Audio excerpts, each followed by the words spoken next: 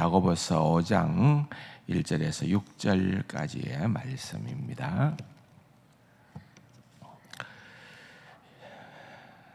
들으라 부한 자들아, 너희에게 임할 고생으로 말미암아 울고 통곡하라.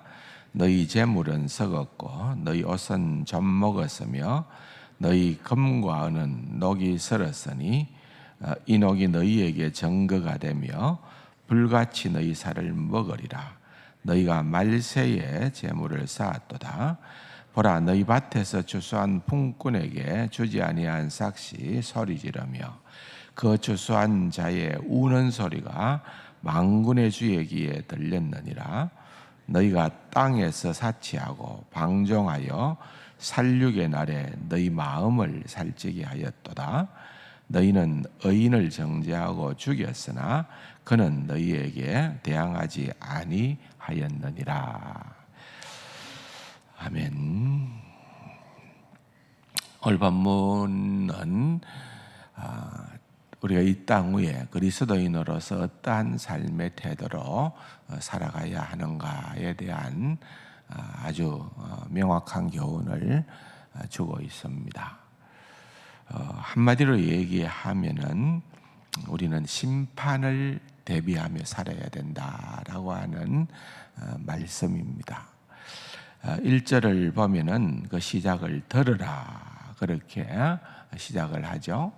들으라는 것은 경고성 발언입니다. 너희들이 반드시 이것을 귀에 담아둬라, 마음에 담고 들으라고 그렇게 이야기를 하면서 부한 자들에 대한 경고를 하고 있음을 보게 됩니다.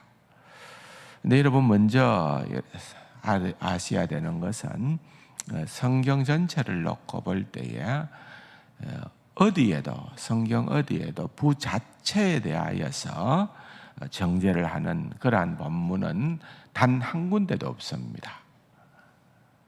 그런데 오늘과 같은 이런 본문을 통하여서 우리가 볼 수 있는 사실은 그 돈을, 물질을, 재물을 대하는 우리 인간의 그러한 부패함과 또 그러한 자세에 대해서 분명한 말씀을 주고 있는 것입니다.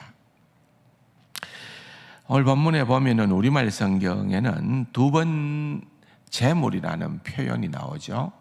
2절에 보면은 너희 재물은 썩었고 그랬습니다.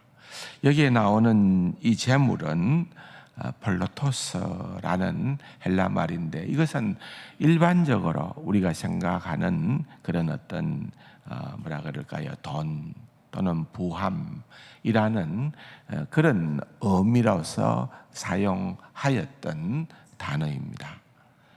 반면에 3절에 보면은 너희가 말세에 재물을 쌓았도다고 그렇게 우리말 성경에는 되어 있습니다만은 그러나 이제 원어적으로는 그 의미를 담고는 있지만은 재물이라는 그런 구체적인 표현은 나오지는 않습니다. 전혀 다른 단어를 사용을 하는데 그 단어는 이 데사우로스라고 하는 단어인데 그 단어는 어떤 의미에서는 이것은 보물 또는 그 당시에는 농경사회지 않습니까? 그 당시에는 성경에도 많은 표현이 나옵니다만은 곡식이라는 그런 표현을 썼습니다. 곡식. 어리석은 부자가 너무나도 많은 것들을 곡식을 창고에 차고 넘쳐서 창고를 더 지어야 되겠다라고 하는 그럴 때에 사용되어졌던 단어가 바로 이러한 단어라고 하는 것을 보게 됩니다. 오늘날과 마찬가지로 그 당시에도 양극화 현상이 아마 굉장히 심했던 것 같습니다. 2000년 전의 얘기입니다. 그때도 부한 사람은 그 부함을 가지고서 또 그것을 오늘 성경의 맥락을 통하여서 볼 때에 그것은 정당하게 부를 취하기보다는 여기에서 지적하는 것은 그 부함의 그 모든 과정들이 어떤 의미에서는 소위 말하는 가난한 자들의 것에 또는 마땅히 품꾼에게 주어야 될 그 몫에 많은 부분들을 착취했다는 거죠. 없는 사람들은 뭐 얼마나 땅이나 얼마 갖고 있었겠습니까? 그러나 그러한 것들의 소득까지도 부당하게 보안자들이 갈취를 하다 보니까 가지고 있는 그 작은 것들도 결국은 빼앗기게 되어지고 가난한 사람은 계속해서 더 가난하게 되어지고 또한 부한 사람들은 계속해서 그 부가 더하여져 가는 그런 시대였다는 거예요. 그런데 오늘 본문에 보면은 2절에 너희 재물은 썩었고 너희 옷은 젖 먹었다고 그렇게 얘기를 해요. 1절에 보면은 들으라 부한 자들아 너희에게 임할 고생으로 말미암아 울고 통곡하라. 이것은 그들에게 임할 심판이 지금이라기보다는 장래에 그런 심판이 반드시 임하게 될 것이다고 그렇게 야고보는 경고를 하면서 2절에 사용되어졌던 이 단어는 다 완료형 단어입니다. 과거형 단어라는 거죠. 이미 취급되고 다루어진 사건이라는 거죠. 그것을 성경에서는 예언형 완료형이라 그렇게 얘기를 합니다. 다시 말하면은 하나님의 말씀은 반드시 이루어진다는 거예요. 미래에도 지금은 아니고 앞날에도 하나님의 말씀은 조금도 변개치 아니하고 이루어지는 확정적인 사실이기 때문에 그 표현 자체를 강조하기 위해서 과거형 동사를 사용을 하고 있다는 것입니다. 반드시 그렇게 될 거다는 거예요. 여러분 생각해 보십시오. 금과 은은 사실은 녹이 서는 것은 아닙니다. 그럼에도 불구하고 너희 금과 은은 녹이 슬었다. 얼마나 부한 자들이 많이 쌓아두었으면은 결국은 그렇게 되어지느냐 하는 것을 얘기를 하고 있는 것입니다. 지금도 우리는 부한 사람들이 어떻게 살아가는지에 대해서 일반적으로 우리는 잘 모릅니다. 얼마나 부자인가. 저는 미국에서 좀 살다 보니까 한국은 사실 물론 부한 사람들도 많이 있겠지만은 세계의 돈의 거의 많은 거의 대부분은 미국에 있다고 봐야 되겠죠. 미국의 부자들은 진짜 부자입니다. 제 동기 목사님 한 분이 시카고에 살고 있는 분이 계십니다. 옛날에 농구 스타 가운데 마이클 조던이라고 하는 유명한 농구 선수가 있었는데 어쩌다가 그 아이하고 이 목사님 아이하고 친구로 학교 다닐 때 알게 되었나 봐요. 초대를 받았대요. 그래서 차를 몰고 마이클 조던 집에 가는데 이제 정문을 통과해 갖고 들어가는데 차를 몰고 한참 가는데 집이 안 나타나더래요. 들어가서 집이 드디어 나타나서 저 집인가 보다 하고 너무 화려하고 좋아가지고 봤더니만은 거기는 경호원들이 거주하는 집이더라는 거예요. 그래서 또 한참 들어가 보니까 그 안에 마이클 조던 집이 있는데 상상하기가 쉽지 않았다는 거예요. 여러분 그것은 한 예에 불과한 거겠죠. 정말 부자들이 얼마나 많은지 모르는 것입니다. 그런데 그 당시에도 부자들은 어떠한 삶을 살았느냐? 날마다 매일같이 연회를 열었어요. 잔치를 베풀었다는 거예요. 그래서 귀하다는 귀한 것은 다 먹고 파티를 열고 자기가 초청하는 그러한 귀빈들이 누구냐에 따라서 자기의 존재감을 느꼈대요. 얼마나 내가 맛있는 것을 먹을 수 있는가 하는 것에 희열을 느꼈대요.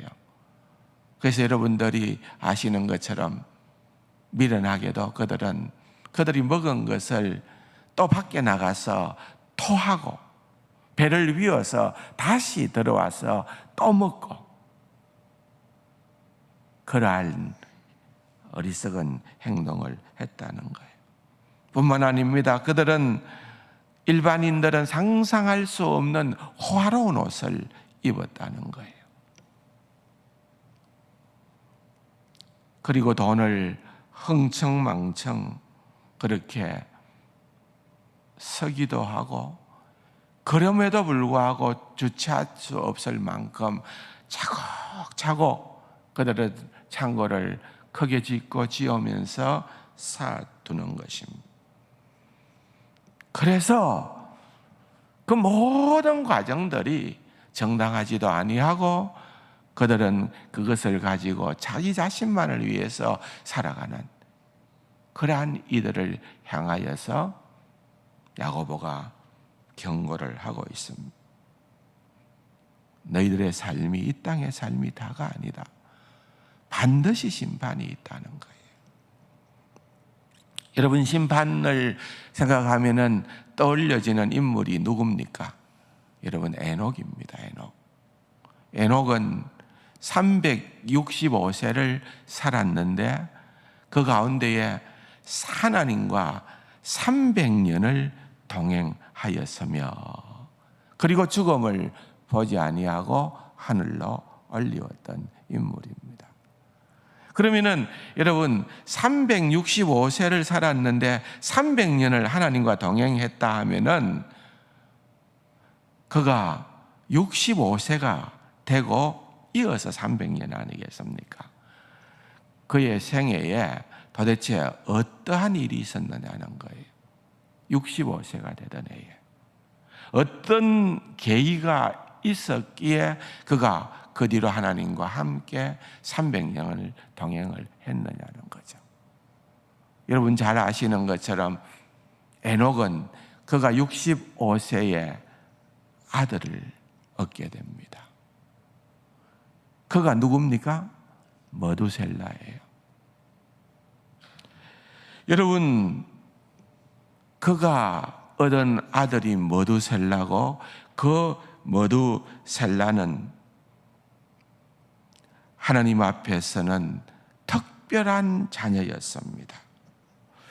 그 머두셀라의 이름, 히브리 사람들은 이름을 굉장히 중시하지 않습니까?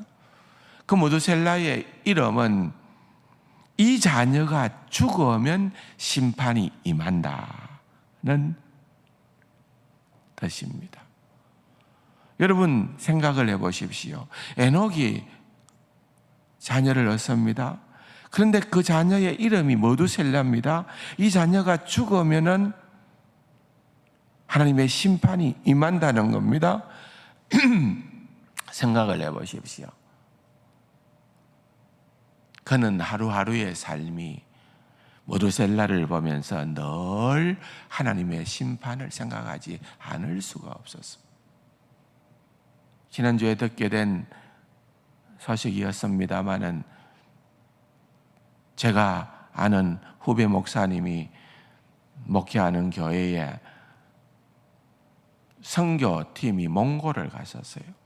팀장으로 그 일을 이끌었어요. 비택 장로님이었어요. 정말 헌신했던 분이래요. 선교를 다 마치고 비행기를 타고 오다가 비행기 안에서 심장마비로 하나님의 부름을 받았다는 거예요.